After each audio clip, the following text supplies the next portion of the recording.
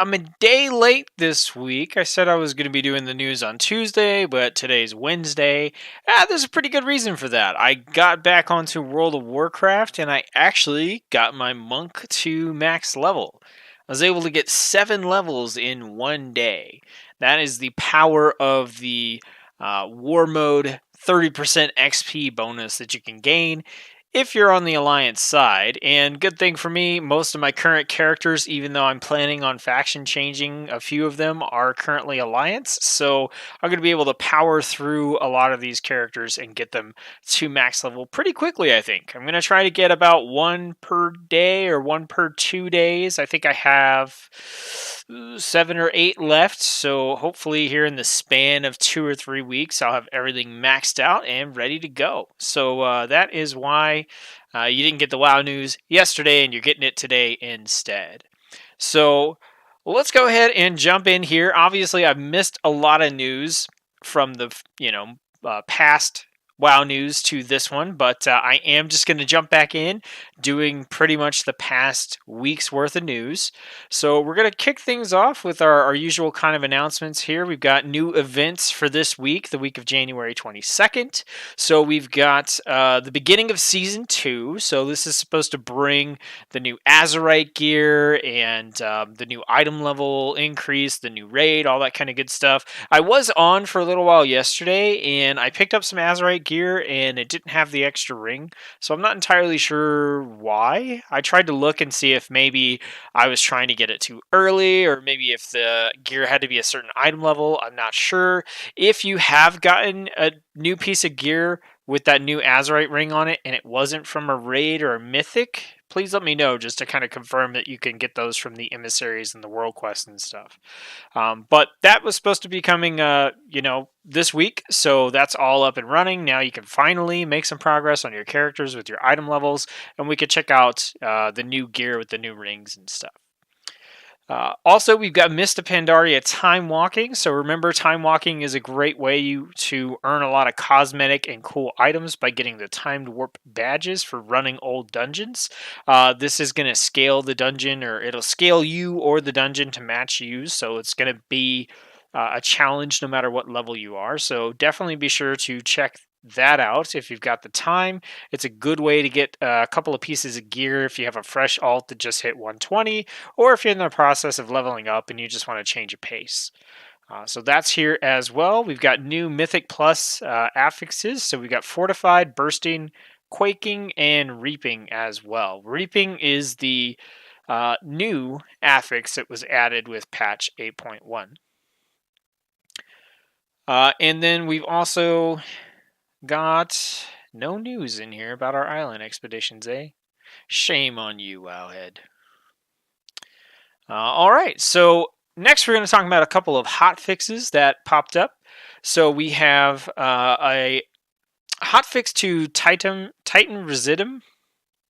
I think that's how you say that. I'm just going to say TR. We got a hotfix for TR where now you're not able to get TR from items that aren't intended for your class. So essentially, what was kind of happening is, in order to get to stockpile a bunch of Titan TR, some higher level raid groups that were pushing higher level content, or maybe were just really good at the game, were essentially going through the raids and doing them, kind of funneling all the gear to one character. Then that character could turn all that into TR and kind of get a piece of gear pretty quickly, like right away. So essentially what Blizzard has done is they've changed it so that you can only get TR from items that are relevant to your class or spec, and then that way that's going to take away that incentive to funnel all that gear onto one character, and it's also going to make it a little more reasonable in terms of the amount of TR that you're able to get at one time.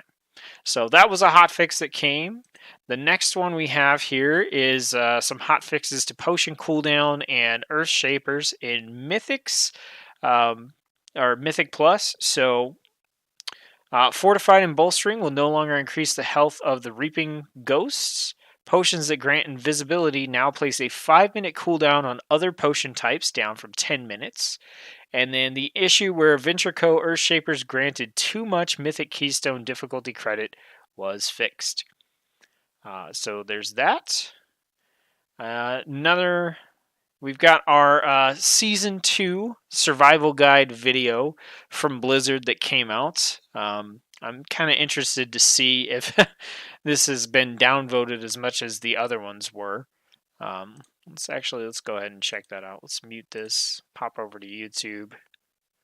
What do we have here? Yep, 3.9K upvotes, 8.4K downvotes. Still a bunch of hate. In the new raid, you get to fight the treasure boss made out of the Stormount's money. I bet the classic WoW survival guide will be 2 hours long. Done with this game. Survival guide for Blizzard Entertainment. Leave Activision.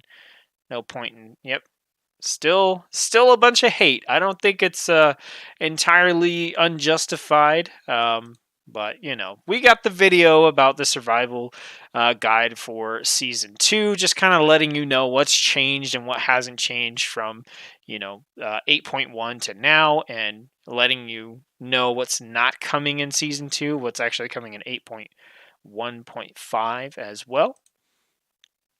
There's going to be a developer Q&A tomorrow, January 24th. This is going to be with the game director, Ian Hazakostas. It's probably going to be the same crap that we usually get, which is a lot of non-answers and a lot of focus on things that don't really tell us much, don't really give us a lot to look forward to. I think that seems to be the trend so far. Not to be too negative about it, but I mean that's just how it goes. I feel like most of the time in these Q&As we don't find out any really good information most of the time, but we'll see what happens tomorrow. And then finally here in the kind of quick update news, we've got another hotfix. There was a hotfix to the burst-in affix in Mythic Plus, and then also Azerite traits in instanced PvP have been nerfed by 50% as well. All right, so now we're going to talk about a couple of different things here. So in Season 2, we've got some changes to dungeon scaling. So heroic and mythic dungeons are going to be buffed by health and damage by around 30%. Normal dungeons are not going to be changed. So essentially your entry-level normal dungeons, leveling up and stuff, that's not going to get any harder. But once you are able to do heroic and mythic by having the item level required to do so, you're going to be in for a bit of a tougher fight. And this is in an attempt to keep dungeons relevant for people who are gearing up to higher and higher item levels. So now all base dungeons loot will be upgraded by 30 item levels. So normal's going to drop 340, heroic will drop 355, and mythic will drop 370. So now going in to do some normal dungeons with a fresh alt is actually a pretty good jump in item level if you're able to get gear from those. Scaling of mythic dungeons is going to remain the same. Dungeons will continue scaling at an exponential 8%, starting at Keystone level 3. And here's a chart that shows the item level for the loot rewards for each of the different Mythic Plus levels. And then Titan Residuum, they basically are changing it so that you get more Residuum for your pieces of gear as well. So this is going to continue to scale as we progress through the expansion and get higher and higher item levels. Next up, there's some profession updates in Season 2. There's a couple of new reagents. We've got Breath of Bonsamdi, and then also Tidal Core. And with these, we've got a couple of new recipes. We've got the Glyph of the Tides. This replaces your water elemental with a bluer tidal elemental, which I think is actually a pretty cool model. I think I'd probably end up using that over some of the other ones. Then we have the Unstable Temporal Time Shifter. So this says it's going to restore life to targets that have recently died, giving them 60% health and 20% mana. It is castable in combat, so that's kind of cool. It's sort of like a battle res. And then we have the Enchanted Tiki Mask. This is a battle pet. And there are several other recipes that we have here that are going to be using those new reagents as well, so you can check those out for your own professions. Personally, I think that professions are still a sore spot in World of Warcraft and can use a lot of work. I find almost no reason to get into them. I try to just kind of level them when I'm bored just to sort of keep pace with everything, but I definitely think they could use a lot of work. One of my favorite profession systems is actually Guild Wars 2. A lot of that has to do with the way that they set things up visually. I think their icons and the building and everything just comes across as a lot more interesting to me. I particularly like cooking on there because you see a lot of ingredients for things that we actually use in real life. They're not, totally random, but we'll see. Next up, the Coltiran and Zandalari Troll allied races are not coming with Season 2. They're coming in 8.1.5, which we knew. This is just like a clarification. They also clarified that you were not going to be required to do any raiding to unlock these allied races. So we do have the full unlock requirements here. So for the Alliance, if you want to unlock the Coltirans, you have to have the Battle for Azeroth expansion, right? You have to be exalted with Proudmoore Admiralty. And this is something you probably want to work on right now because it can take several weeks to obtain because the reputation is kind of time gated. You need to complete the Alliance War Campaign for 8.1 and 8.0, so you need the whole entire thing. And then also you need to complete all the major storylines in the different zones as well. And then for Horde, you essentially need to do the same thing, have the expansion. This time you need to be exalted with the Zandalari Empire.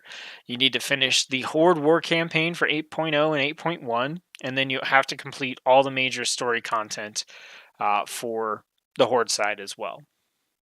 And that is going to get you access to the quest, and then you have to do the quest to unlock each of the allied races. Next, we got a look at some of the raid rewards for the Battle for Dazara lore. So if you're not wanting to spoil any of that, you can skip ahead. I'm mostly just going to look at the visual appearance of things, not to get into any kind of story stuff or anything like that. So we've got our different, not tier sets anymore, but the armor transmogs for the raid. And there's definitely like a Bwan Samdi Undeath Bone sort of theme going on here. So this is the cloth set, which I think looks pretty good overall. I like that one. The leather, I think, looks pretty decent. I think I like cloth better. I don't know, there's something about this one. I think it has too many ridges. Like, I like how the cloth has a lot of spots in it where you don't have like bones. Like the leather one looks like it's a bunch of rib cages everywhere to me. And then the mail looks, I mean, about as good as a male transmog is gonna look, I guess. No need to complain there. And then the plate one, I think the plate one's pretty cool. I do like the dinosaur on the side, and I like the helmet and the gloves, and I think that looks pretty solid. Then we've got these awesome, like, sort of neon crowns that we looked at before. I think these are really cool. I'd really like to get all of these if I could. I just think they'll make for definitely some good paladin transmogs, I think. But yeah, those look pretty neat to me.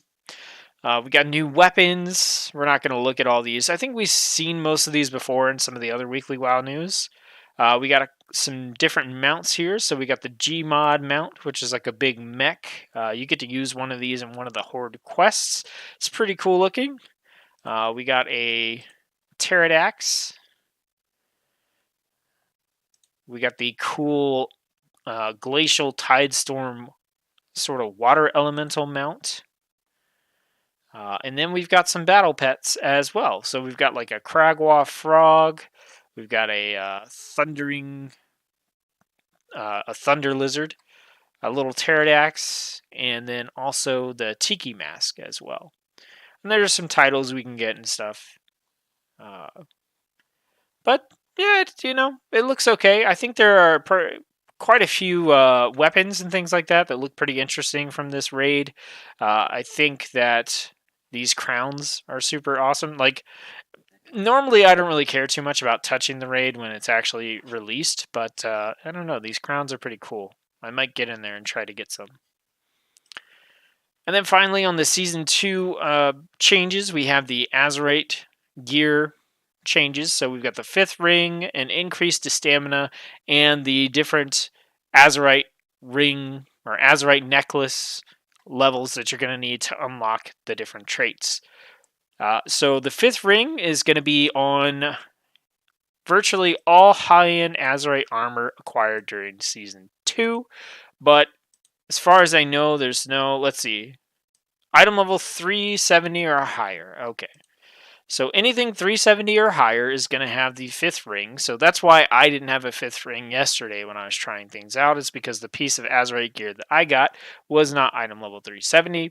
But once you get your Azerite gear at item level 370 or higher, you're going to have the 5th ring unlocked. Also, the Azerite armor from Season 2 has around 20% more stamina than its Season 1 counterparts. And then we also have the unlock levels here. So we're going to talk about those as we get down here. So first off, the outer ring, the new ring, is the one that's going to have 2 traits per specialization for your class. So if you're on Demon Hunter, it's going to have 4. Druid, you're going to have 8. Everybody else, you're going to have 6 different traits to choose from, 2 from each of your specs. Then as you move into the second ring, that's going to have traits that are influenced by where you collect the piece of armor from. They also can be traits that are associated with a particular specialization for your class as well. The third ring is going to be traits that help you improve your role. So whether that's tank, healer, DPS, those kind of traits are going to be in there. The 4th ring is going to continue to be your sort of defensive or utility type traits for your class. And then the final ring on the inside is going to be the one that increases the item level of the piece of gear, and it also increases the effectiveness of the other traits that you have here. So for example, if you pick this lightning bolt trait here, maybe it does 100 damage. When you unlock this core ring, it might boost it and make it do 125 extra damage instead. So they add a little bonus here where, this is going to increase the power of your other traits in addition to giving you the little eye level boost as well. And then some of the unlock levels here for item level 370 gear, you're going to need Azerite. Your artifact knowledge level is going to need to be 40 to unlock the entire piece of equipment. Now, the good thing is you only need to be at 15 for any of these to get that first outer ring. And I think most people are at 15 or can easily get to 15 with the boost in the Azerite power. I think 40 might be a little bit of a stretch and might take some work, but you've got all the time between now and 8.2 to kind of work on that. But I think definitely the new ring and the class ring and probably even the role ring are pretty easily reachable by most people, especially if you're playing one character, and I don't think it'll be too hard to get to this stuff, even if you're playing multiple alts. All right, next we got a couple of random pieces of news here. So Blizzard has implemented this fix where you're now going to be able to save disk space if you're downloading the PTR, if you already have World of Warcraft installed.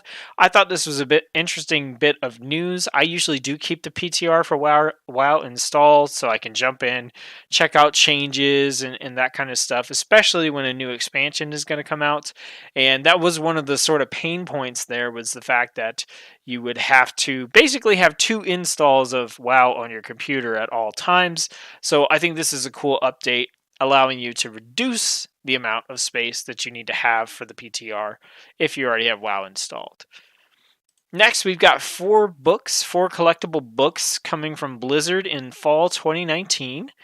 We have the Art of Hearthstone, Year of the Kraken, the Art of Diablo, and the cinematic art of World of Warcraft. Now, me personally, I'm not much for the art books, so I don't think I'll pick up any of these. I prefer the lore books and stuff like that. Like I do have Chronicle At least a couple volumes of Chronicle. I like that kind of stuff where it's got the information about the world and the backstory as opposed to the art. But if you are someone who appreciates art, then these are going to be coming out in the fall. We also have the World of Warcraft pop-up book.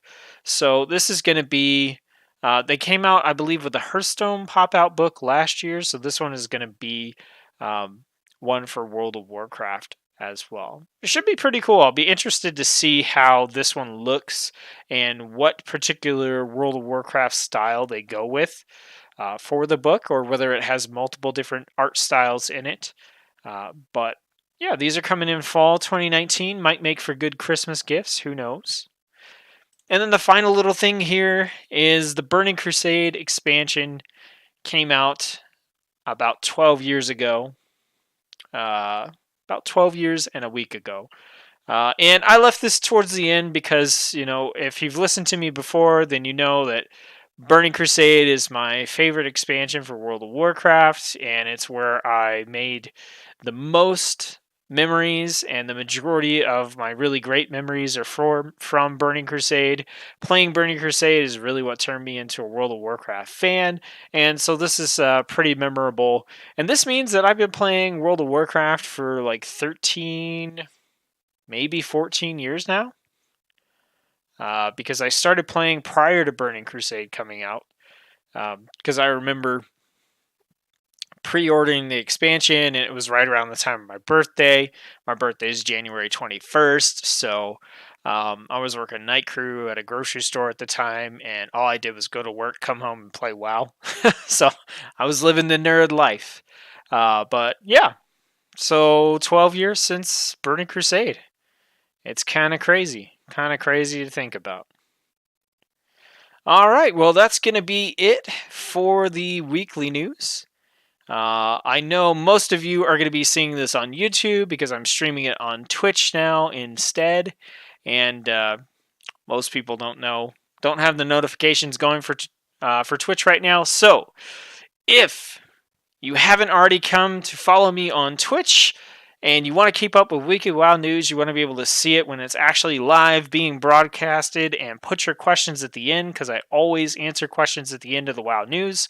Just follow the link in the description box below, and that will take you over to Twitch. You can follow me there, and that's where I'm going to be doing my live streaming and stuff like the Weekly WoW News. So, thanks for tuning in. Thanks for watching on YouTube. I hope you're having a great time, whatever you're doing.